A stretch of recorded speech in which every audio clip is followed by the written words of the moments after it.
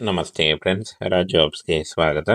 Friends, Karnataka ರಾಜ್ಯದಿಂದ ಸಹಕಾರಿ ಗ್ರಾಹಕ ಒಕ್ಕೂಟ ಲಿಮಿಟೆಡ್ ಇಲ್ಲಿಂದ ನೇಮಕಾತಿಯ ಹೊಸ ಅಧಿಸೂಚನೆ ಬಿಡುಗಡೆಯಾಗಿದೆ ನೋಡಿ. 2026 ಹೊಸ ಅಧಿಸೂಚನೆ ಆಗಿರುತ್ತೆ. ಅಸಿಸ್ಟೆಂಟ್, ಫಾರ್ಮಸಿಸ್ಟ್ ಮತ್ತು ಕ್ಲರ್ಕ್ ಹಾಗೂ ಸೇಲ್ಸ್ ಅಸಿಸ್ಟೆಂಟ್ ಹುದ್ದೆಗಳಿಗೆ ಹೊಸ ಅಧಿಸೂಚನೆ ಬಿಡುಗಡೆಯಾಗಿದೆ ನೋಡಿ. ಮೇಲ್ ಅಂಡ್ ಫಿಮೇಲ್, ಪುರುಷ ಮತ್ತು ಮಹಿಳಾ ಅಭ್ಯರ್ಥಿಗಳು ಇಬ್ಬರು ಅರ್ಜಿಗಳನ್ನ ಸಲ್ಲಿಸಬಹುದು. ಸಂಪೂರ್ಣವಾಗಿ ಈ ಒಂದು ಹುದ್ದೆಗಳು ಕಾಯಂ ಉದ್ಯೋಗಗಳಾಗಿರ್ತವೆ. ಇನ್ನು ಈ ಒಂದು ಹುದ್ದೆಗಳ ಬಗ್ಗೆ ನೋಟಿಫಿಕೇಶನ್ ಬೇಕಾದಲ್ಲಿ ನಮ್ಮ ಟೆಲಿಗ್ರಾಮ್ ಚಾನಲ್ ಇರುತ್ತೆ ನೋಡಿ, ಅಲ್ಲಿಗೆ ಹೋಗಿ ಡೌನ್ಲೋಡ್ ಮಾಡಿಕೊಂಡು ಇನ್ನೂ ಹೆಚ್ಚಿನ ಮಾಹಿತಿಯನ್ನು ತಿಳ್ಕೊಳ್ಬಹುದಾಗಿರುತ್ತೆ. ಆನ್ಲೈನ್ ಮೂಲಕ ಅರ್ಜಿಗಳನ್ನು ಸಲ್ಲಿಸಬೇಕಾಗುತ್ತೆ. 7 ಫೆಬ್ರವರಿ 2026 ಅರ್ಜಿ ಸಲ್ಲಿಸಲಿಕ್ಕೆ ಕೊನೆಯ ದಿನಾಂಕ ಆಗಿರುತ್ತೆ ನೋಡಿ. ಇನ್ನು 10th ಮತ್ತು PUC ಹಾಗೂ ITI ಆದಂಥ ಅಭ್ಯರ್ಥಿಗಳು ಈ ಒಂದು ಹುದ್ದೆಗಳಿಗೆ ಅರ್ಜಿಗಳನ್ನು ಸಲ್ಲಿಸಬಹುದು ನೋಡಿ. ಸಂಸ್ಥೆ ಹೆಸರು ಕರ್ನಾಟಕ ರಾಜ್ಯ ಸಹಕಾರಿ ಗ್ರಾಹಕ ಒಕ್ಕೂಟ ನಿಯಮ, ಇಲ್ಲಿಂದ ನೇಮಕಾತಿಯಾಗಿರುತ್ತೆ. ಕಂದಾಯ ಇಲಾಖೆಗೆ ಒಳಪಟ್ಟಂತಹ ಒಂದು ಇಲಾಖೆ ಆಗಿರುತ್ತೆ ನೋಡಿ. ಒಟ್ಟು 34 ಹುದ್ದೆಗಳಿದ್ದಾವೆ. ಇನ್ನು ಆಯ್ಕೆಯಾದಂಥ ಅಭ್ಯರ್ಥಿಗಳಿಗೆ ಬೆಂಗಳೂರು ಕರ್ನಾಟಕದಲ್ಲಿ ನೇಮಕಾತಿ ಮಾಡಿಕೊಳ್ಳಲಾಗುತ್ತೆ. ಇನ್ನು ಹುದ್ದೆ ಹೆಸರು ಮಾರಾಟ ಸಹಾಯಕ ಮತ್ತು ಔಷಧಿಗಾರ ಹುದ್ದೆಗಳಾಗಿರ್ತವೆ. ಸಂಬಳ 21,000ದಿಂದ 52,000 ಪರ್ ಮಂತ್ ಸ್ಯಾಲರಿ ಆಗಿರುತ್ತೆ ನೋಡಿ. ಪೋಸ್ಟ್ ಹೆಸರು, ಪೋಸ್ಟ್ಗಳ ಸಂಖ್ಯೆ ಹಾಗೂ ಸಂಬಳ ನೋಡಿ. ಔಷಧಿಗಾರ 7 ಹುದ್ದೆಗಳಿದ್ದಾವೆ, ಇಲ್ಲಿ ಕಾಣಿಸ್ತಾ ಇದೆ ನೋಡಿ. 25,000ದಿಂದ 52,000ವರೆಗೂ ಪರ್ ಮಂತ್ ಸ್ಯಾಲ್ರಿ ಆಗಿರುತ್ತೆ. ಇನ್ನು ಪ್ರಥಮ ದರ್ಜೆ ಸಹಾಯಕ 10 ಹುದ್ದೆಗಳಿದ್ದಾವೆ, 21,000ದಿಂದ 45,000 ಪರ್ ಮಂತ್ ಸ್ಯಾಲ್ರಿ ಆಗಿರುತ್ತೆ.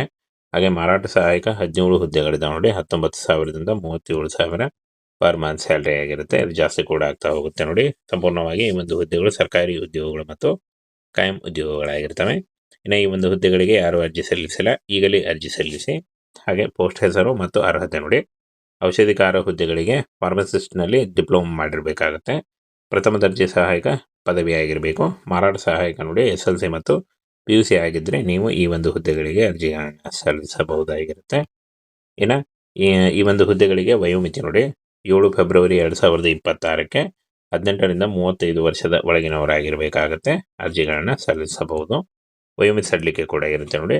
ಕ್ಯಾಟಗರಿ 2A 2B ಮತ್ತು 3A 3B ಅಭ್ಯರ್ಥಿಗಳಿಗೆ 3 ವರ್ಷ, SC ST ಪ್ರವರ್ಗ 1 ಅಭ್ಯರ್ಥಿಗಳಿಗೆ 5 ವರ್ಷ ಹಾಗೂ PWD ವಿಧವಾ ಅಭ್ಯರ್ಥಿಗಳಿಗೆ 10 ವರ್ಷಗಳ ವಯೋಮಿತಿ ಸಡಿಲಿಕೆ ಕೂಡ ಇರುತ್ತೆ ನೋಡಿ. ಆದಷ್ಟು ನಿಮ್ಮ ವಯಸ್ಸಿನ ಲೆಕ್ಕಾಚಾರ ಮಾಡಿಕೊಂಡು ನೀವು ಈ ಒಂದು ಹುದ್ದೆಗಳಿಗೆ ಅರ್ಜಿಗಳನ್ನು ಸಲ್ಲಿಸಬಹುದು.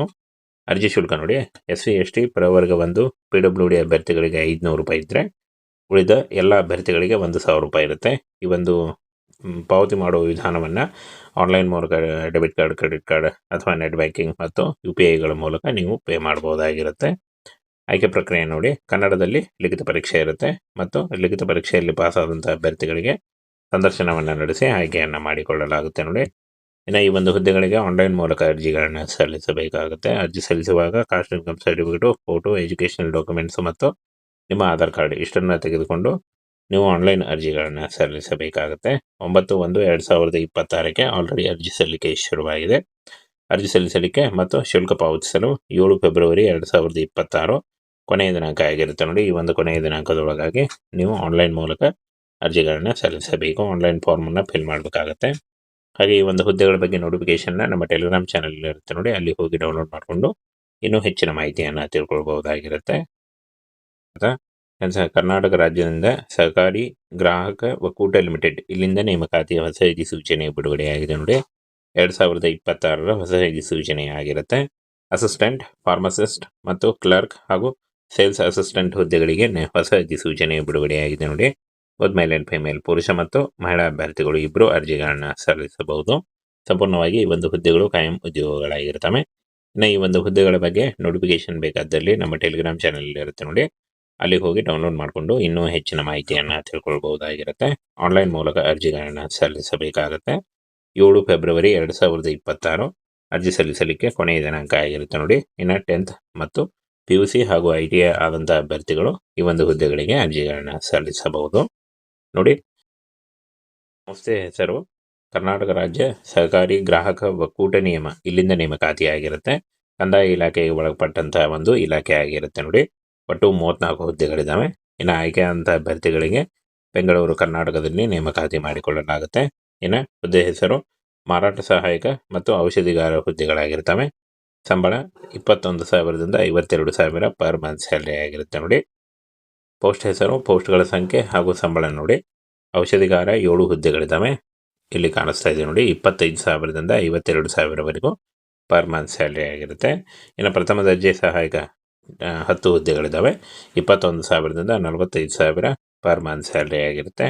ಹಾಗೆ ಮಾರಾಟ ಸಹಾಯಕ 17 ಹುದ್ದೆಗಳಿದ್ದಾವೆ ನೋಡಿ, 19,000ದಿಂದ 37,000 ಪರ್ ಮಂತ್ ಸ್ಯಾಲ್ರಿ ಆಗಿರುತ್ತೆ. ಅದು ಜಾಸ್ತಿ ಕೂಡ ಆಗ್ತಾ ಹೋಗುತ್ತೆ ನೋಡಿ. ಸಂಪೂರ್ಣವಾಗಿ ಈ ಒಂದು ಹುದ್ದೆಗಳು ಸರ್ಕಾರಿ ಉದ್ಯೋಗಗಳು ಮತ್ತು ಕಾಯಂ ಉದ್ಯೋಗಗಳಾಗಿರ್ತವೆ.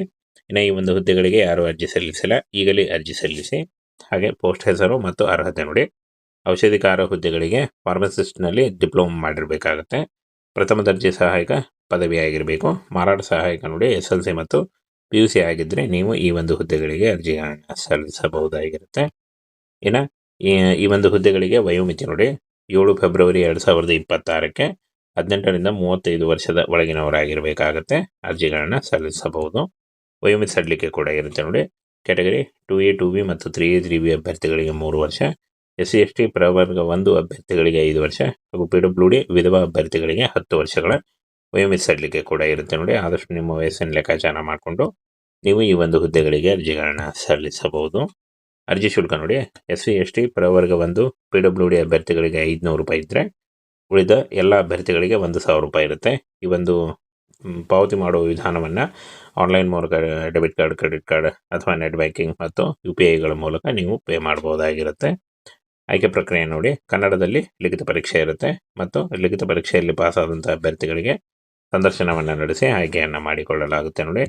ಇನ್ನು ಈ ಒಂದು ಹುದ್ದೆಗಳಿಗೆ ಆನ್ಲೈನ್ ಮೂಲಕ ಅರ್ಜಿಗಳನ್ನು ಸಲ್ಲಿಸಬೇಕಾಗುತ್ತೆ. ಅರ್ಜಿ ಸಲ್ಲಿಸುವಾಗ caste income certificate, photo, educational documents ಮತ್ತು ನಿಮ್ಮ ಆಧಾರ್ ಕಾರ್ಡ್ ಇಷ್ಟನ್ನು ತೆಗೆದುಕೊಂಡು ನೀವು ಆನ್ಲೈನ್ ಅರ್ಜಿಗಳನ್ನು ಸಲ್ಲಿಸಬೇಕಾಗುತ್ತೆ. 9/1/2026ಕ್ಕೆ ಆಲ್ರೆಡಿ ಅರ್ಜಿ ಸಲ್ಲಿಕೆ ಶುರುವಾಗಿದೆ. ಅರ್ಜಿ ಸಲ್ಲಿಸಲಿಕ್ಕೆ ಮತ್ತು ಶುಲ್ಕ ಪಾವತಿಸಲು 7 ಫೆಬ್ರವರಿ 2026 ಕೊನೆಯ ದಿನಾಂಕ ಆಗಿರುತ್ತೆ ನೋಡಿ. ಈ ಒಂದು ಕೊನೆಯ ದಿನಾಂಕದೊಳಗಾಗಿ ನೀವು ಆನ್ಲೈನ್ ಮೂಲಕ ಅರ್ಜಿಗಳನ್ನು ಸಲ್ಲಿಸಬೇಕು. ಆನ್ಲೈನ್ ಫಾರ್ಮನ್ನು ಫಿಲ್ ಮಾಡಬೇಕಾಗತ್ತೆ. ಹಾಗೆ ಈ ಒಂದು ಹುದ್ದೆಗಳ ಬಗ್ಗೆ ನೋಟಿಫಿಕೇಷನ್ನ ನಮ್ಮ ಟೆಲಿಗ್ರಾಮ್ ಚಾನಲ್ ಇರುತ್ತೆ ನೋಡಿ, ಅಲ್ಲಿ ಹೋಗಿ ಡೌನ್ಲೋಡ್ ಮಾಡಿಕೊಂಡು ಇನ್ನೂ ಹೆಚ್ಚಿನ ಮಾಹಿತಿಯನ್ನು ತಿಳ್ಕೊಳ್ಬಹುದಾಗಿರುತ್ತೆ.